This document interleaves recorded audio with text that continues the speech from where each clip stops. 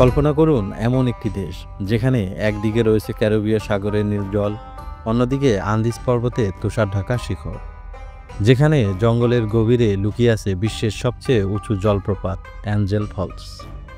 আজকের যাত্রা আমাদের নিয়ে যাবে দক্ষিণ আমেরিকার সেই রহস্যময় দেশ ভেনেজুয়েলাতে। কিন্তু এই গল্প শুধু প্রাকৃতিক সৌন্দর্য বা তেলের রাজনীতি নয়, বরং এখানে আছে এক ছোট্ট কিন্তু দৃঢ় ইসলামী সম্প্রদায়ের গল্প। ভৌগোলিক পরিচয়। দক্ষিণ আমেরিকার উত্তরে অবস্থিত ভেনেজুয়েলা একটি ফেডারেল প্রজাতন্ত্র। উত্তরে ক্যারিবীয় সাগর, পশ্চিমে কলম্বিয়া, দক্ষিণে ব্রাজিল আর পূর্বে গায়ানা। রাজধানী কারাকাস, যা একদিকে পাহাড়ে ঘেরা, অন্যদিকে শহুরে কোলাহলে ভরপুর। এর আয়তন প্রায় 9,16,000 বর্গ কিলোমিটার, যা বাংলাদেশের থেকে 6 গুণ বড়। ভেনেজুয়েলার ভৌগোলিক বৈচিত্র্য অবাক করার মতো।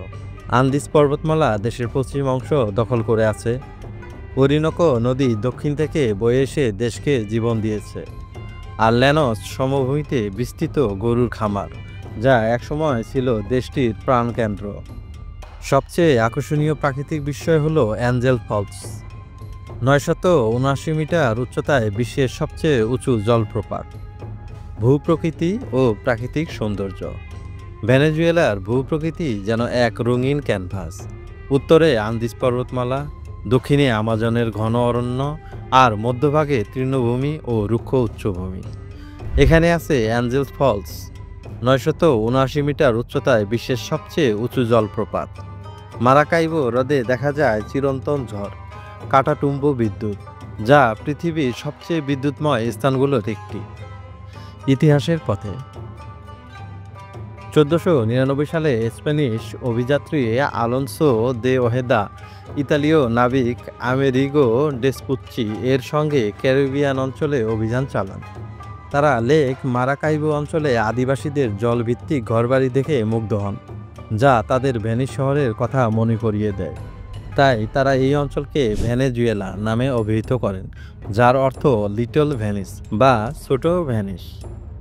1600 শতকে স্পেন এখানে উপনিবেশ স্থাপন করে। প্রায় 300 বছর ধরে স্প্যানিশ শাসনের পর 1811 সালে ভেনেজুয়েলা স্বাধীনতা ঘোষণা করে।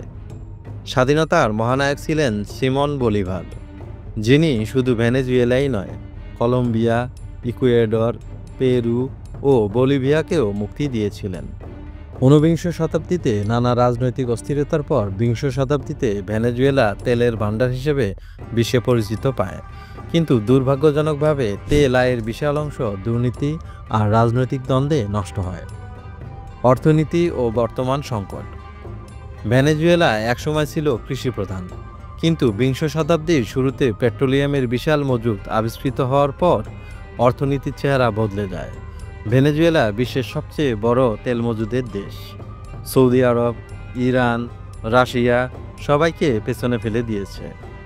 দেশটি এখন বিশ্বের অন্যতম বৃহৎ তেল রপ্তানিকারক।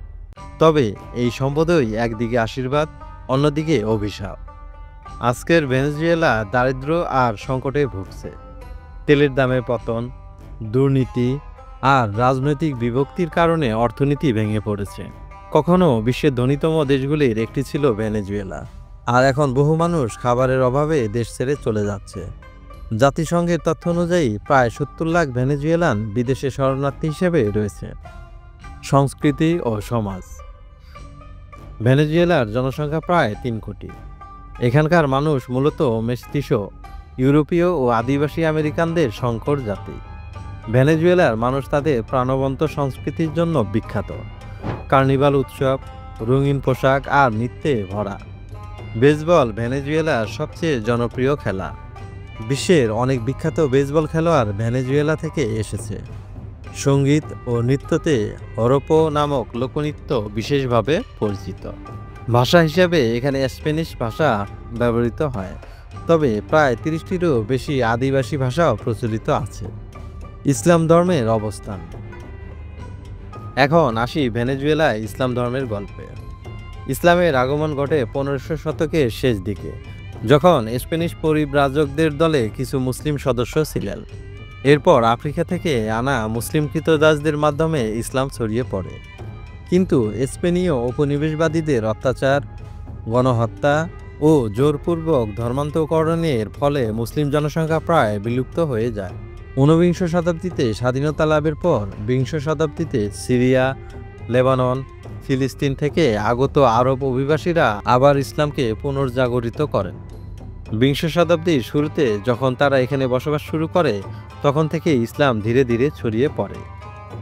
আজ ভেনেজুয়েলায় প্রায় 1 লক্ষ মুসলিম বসবাস করে, যা দেশের জনসংখ্যার প্রায় 0.4%। সবচেয়ে বড় মুসলিম সম্প্রদায় রয়েছে মারাকাইবো, ভ্যালেন্সিয়া এবং রাজধানী কারাকাসে। কারাকাস শহরে রয়েছে বিশাল মসজিদ শেখ ইব্রাহিম আল ইব্রাহিম। এটি দক্ষিণ আমেরিকার সবচেয়ে বড় মসজিদগুলির একটি। এর মিনারগুলো আকাশ ছুঁয়ে গেছে, যা দূর থেকে তাকালেই ইসলামের উপস্থিতি অনুভব করায়।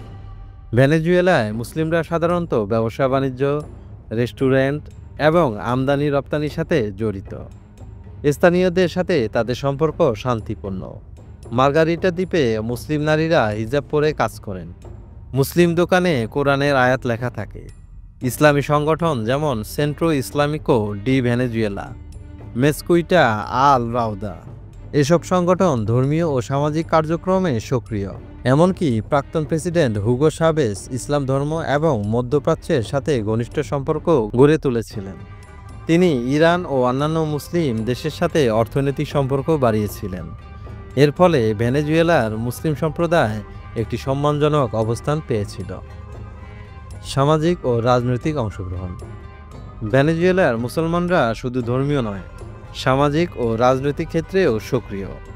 2006 সালে নবী মুহাম্মদ সাল্লাল্লাহু আলাইহি ওয়াসাল্লামকে নিয়ে ব্যঙ্গচিত্র প্রকাশের প্রতিবাদে মুসলমানরা কারাকাসে ড্যানিশ দূতাবাসের সামনে বিক্ষোভ করেন। একই বছর ইসরায়েলি দূতাবাসের সামনে লেবানন যুদ্ধের প্রতিবাদে মিছিল হয়, যেখানে মুসলমানদের উপস্থিতি ছিল চোখে পড়ার মতো। আজকের ভেনেজুয়েলা। আজ ভেনেজুয়েলা যেন দুই চিত্রে বিভক্ত। একদিকে অনন্য প্রাকৃতিক সৌন্দর্য, তেল সম্পদ, সাংস্কৃতিক ঐতিহ্য; অন্যদিকে অর্থনৈতিক ধ্বংস, খাদ্য সংকট আর রাজনৈতিক দ্বন্দ্ব। কিন্তু আশা হারায়নি মানুষ। ধর্মীয় স্বাধীনতা এখনও বিদ্যমান এবং মুসলিমরা শান্তিপূর্ণভাবে তাদের ধর্ম পালন করছে।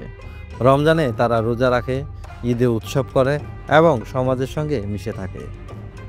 ভেনেজুয়েলার গল্প আমাদের শেখায়, একটি দেশ যত ধনী হোক, সঠিক নেতৃত্ব আর ঐক্য ছাড়া সেই সম্পদ টিকে থাকে না। তবু ভেনেজুয়েলা এখনও সম্ভাবনার দেশ। তার পাহাড়, নদী, সমভূমি আর মানুষের হাসি আজও পর্যটকদের স্বপ্নও দেখায়। এবং এই দেশেই দক্ষিণ আমেরিকার এক কোণে শান্তভাবে বেঁচে আছে ইসলামের আলো। ভিডিওটি ভালো লাগলে লাইক দিন, শেয়ার করুন আর সাবস্ক্রাইব করতে ভুলবেন না। মন্তব্যে জানিয়ে দিন আপনি কোন দেশের ইসলাম ইতিহাস জানতে চান। পরবর্তী ভিডিওতে দেখা হবে পরের গল্পে। আসসালামু আলাইকুম।